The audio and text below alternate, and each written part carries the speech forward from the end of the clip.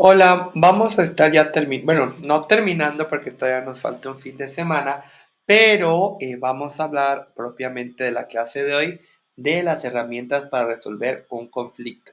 Y es que hablar de estas herramientas es hablar en primer lugar de la comunicación y mejor dicho, la escucha activa.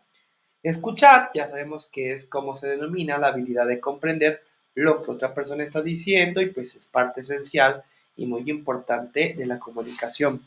Pero el proceso de la escucha activa se compone de 6 fases. Preparación, que nos predisponemos mental y físicamente para prestar atención, posición y mirada, reforzar al interlocutor y algunas técnicas. Aquí es el refuerzo positivo, la paráfrasis, la reformulación, la ampliación, la técnica de las preguntas, el silencio, asentir con la cabeza y las expresiones faciales. De ahí viene el lenguaje no verbal, es decir, gestos corporales, expresiones faciales, características de las voz como tono, intensidad y ritmo.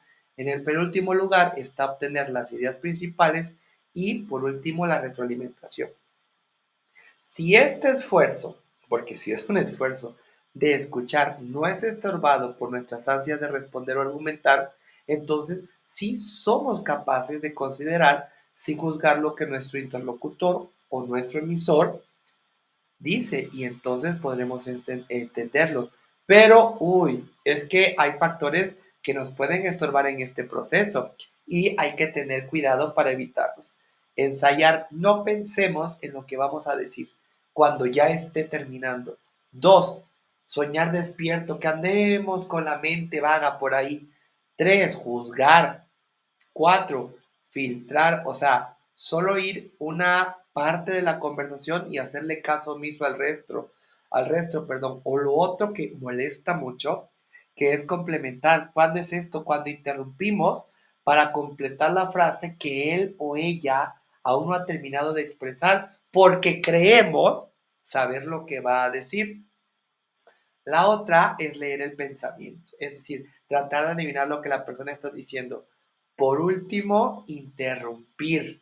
Pero creo que sobre estas viene este último punto que es cuando tranquilizamos. Esto cómo molesta cuando le decimos a la persona que todo está bien y que le ignoramos sus sentimientos. Estos obstáculos provocan que la escucha sea incompleta o incluso puede manifestarse externamente en un diálogo, por lo que resulta conveniente aprender a escuchar activamente para lograr una mejor comunicación. Pero, ¿cuándo utilizar la escucha activa y con qué propósito? Bueno, antes de actuar, argumentar o criticar. ¿Por qué? Porque cuando como personas experimentamos sentimientos muy fuertes, lo que queremos es discutir el problema u ordenar nuestros pensamientos y durante una conversación recíproca directa, hay algunos momentos en que se puede poner en práctica esta escucha activa con el propósito de checar si se ha comprendido no solo las palabras, sino el significado, demostrar interés, eliminar el síndrome de es que él no me entiende, ella no me entiende, permitir que la persona piense acerca de lo que has dicho, estimular a las personas a que se expliquen, se explayen más profundamente y por último, sacar a la luz significados ocultos. Estas herramientas son esenciales para establecer un ambiente de confianza en tanto estemos abordando algún conflicto. Además, su aprendizaje puede influir en otras áreas de nuestras vidas en donde podamos ser más asertivos. Y fíjate, de un tema pasamos al otro, con la expresión asertiva. Porque, querida Yuri, ¿cuántas veces no has escuchado esa palabra? Pero ¿a qué se refiere? ¿O cómo puede aportar un mejor proceso de resolución de conflictos? Asertividad es aquella conducta que permite a la persona expresar adecuadamente sin medir distorsiones cognitivas o ansiedad y cuando lo combinamos con componentes verbales y no verbales, puede expresar adecuadamente oposición y afecto de acuerdo a los intereses y objetivos, respetando el derecho e intentando alcanzar la meta propuesta. ¿Cuáles son las características básicas de la persona asertiva? Y sin lugar a duda, tú eres una de ellas.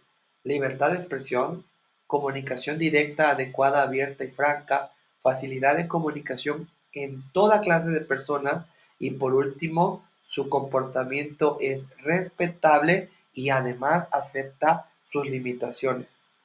La conducta asertiva o socialmente hábil es caracterizada por esto: expresión directa de los propios sentimientos, deseos, derechos legítimos y opiniones, pero sin amenazar o castigar a los demás y sin violar los derechos de esa persona.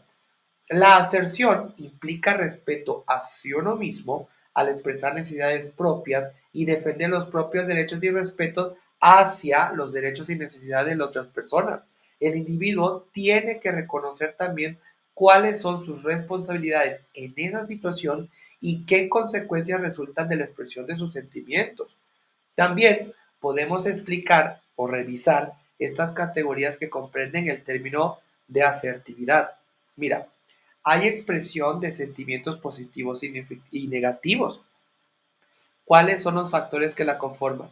Involucrarse en conversaciones agradables, confrontación, dar retroalimentación, manejar situaciones de servicio y manejar también una situación molesta, pero también iniciar, mantener y terminar conversaciones.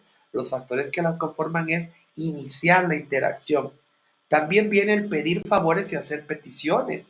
Y por último, es lo que más nos cuesta, la capacidad de decir no. ¿Y cuáles son estos dos factores? Resistir la presión de otras personas y rechazar peticiones. Y es que la mayoría de veces creemos que estas caracterizaciones y categorías se expresan por sí mismas y constituyen indicadores para medir la capacidad asertiva, lo cual es importante a la hora de trabajar con los actores de un conflicto. ¿Por qué? Porque en la medida que sean capaces de expresarse asertivamente, será más sencillo comunicarse entre sí y llegar a comprenderse. Y una vez que tenemos estos dos elementos de la comunicación, vienen las habilidades para el diálogo. Siempre nos estamos comunicando todo el tiempo de alguna u otra forma, ¿ok? Pero debemos entender que el diálogo es un discurso racional, es una corriente de significado que fluye entre, dentro y a través de los sujetos implicados, y este significado compartido es el aglutinante, el cemento que sostiene los vínculos entre las personas y las sociedades. ¿Qué significa esto? Que a través de las formas de comunicación enviamos mensajes que contienen conceptos, ideas, pero no solo eso, porque al mismo tiempo estamos estableciendo relaciones con las personas que escuchan nuestros mensajes y notan nuestras actitudes. ¿Cuáles son las habilidades necesarias para establecer un diálogo? Saber esto es importantísimo porque la combinación de habilidades con nuestros mensajes permitirá en algún momento la integración y la articulación de perspectivas diferentes, lo cual es indispensable para abordar conflictos. ¿Con qué esperanza? Con la esperanza de solucionarlo. ¿Cuáles son algunas habilidades para el diálogo que pueden desarrollar? Respetar al que habla, hablar en tono adecuado, no hablar todos a la vez, saber escuchar antes de responder, pensar en lo que dicen los demás y admitir opiniones de los demás. Y aquí de esto vamos a nuestras herramientas organizacionales. Eh, Nosotros lo tenemos que ver, como te lo había dicho en todas las clases que hemos venido hablando, lo tenemos que ver desde una perspectiva profesional. Y entonces habría que preguntarnos nuevamente, ¿para qué nos sirve analizar el conflicto? Bueno, necesitamos hacerlo para entender los antecedentes y la historia de la situación, así como la dinámica actual. Es decir, que antes de intervenir directamente sobre lo que sucede, hay que formarnos una idea lo más clara posible del contexto existente alrededor del conflicto. Y los conflictos, como lo mencionamos desde el principio, son procesos y como tales tienen un inicio con el cual podemos comenzar nuestra aproximación a su comprensión y a su planteamiento y abordaje. Entonces, fíjate que en una línea podemos tener estas etapas: preconflicto, confrontación, crisis, resultado y postconflicto. Esto me gustaría tener más tiempo para explicártelo, pero creo que te queda muy claro cuál es cada una de estas etapas. Pero vamos a nuestras herramientas de análisis.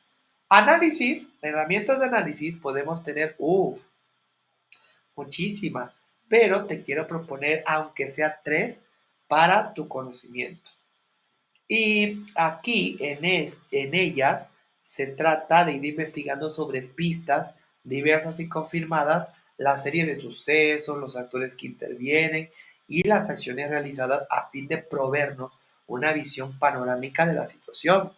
El uso de varias herramientas produce información que cada una por sí sola no puede igualar.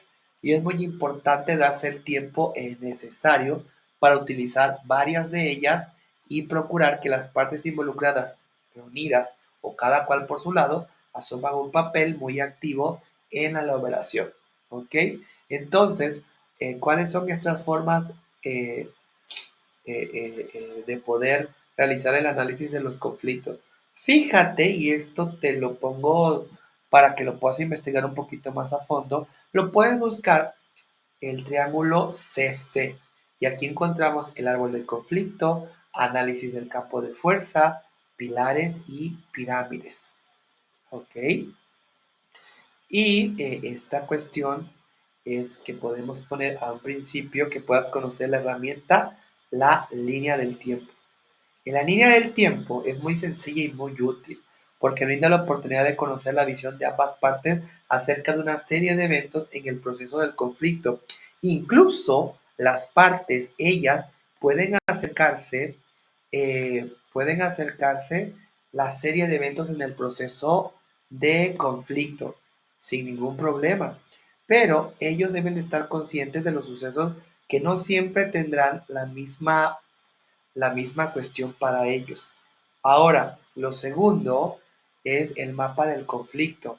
Sirven para tener una idea panorámica de la situación en la que uno se encuentra, de modo que no es igual si alguien describe su viaje por cierto lugar, mientras que otro lo describe en un dibujo o esquema del mismo viaje para explicarlo. En el caso de los conflictos, un mapa se elabora colocando a los diferentes actores en un esquema, de forma que al realizarlo sea posible identificar las partes que intervienen en el conflicto. Antes de elaborar este mapa, planteate qué se quiere mapear, obviamente actores internos, fuerzas externas, de mediación sobre relaciones, en qué momento del conflicto, y hay que escoger una fase en el proceso del conflicto porque no todas tendrán la misma representación gráfica. Y por último, ¿desde qué punto de vista? Recordemos que el mapa solo muestra la perspectiva de una de las partes. Habrá que elaborar uno por cada una de las partes de manera que todos se complementen y den un panorama realista del momento. Y por último está el análisis de conflicto y los intereses de necesidades. Esta es conocida como la cebolla o dona. En esta se trata de saber o analizar lo que están diciendo las partes del conflicto. Partiendo de ahí, se busca conocer qué intereses y necesidades existen debajo del discurso. Y el esquema lo presentamos como tres círculos concéntricos colocados sucesivamente uno dentro de otro. Un asunto relevante es notar que en tanto nos vamos acercando al centro, la sinceridad requerida es mayor. ¿Por qué? Porque expresa necesidades, carencias propias de una manera abierta y es una acción que supone un nivel alto de confianza que el hablante le ha puesto a quien lo escucha. Por lo que, ojo, se requiere crear condiciones físicas y emocionales para ello, en tanto que en su propia medida los intereses y los deseos son cosas que podemos expresar de manera más fácil porque el grado de confianza requerido es menor.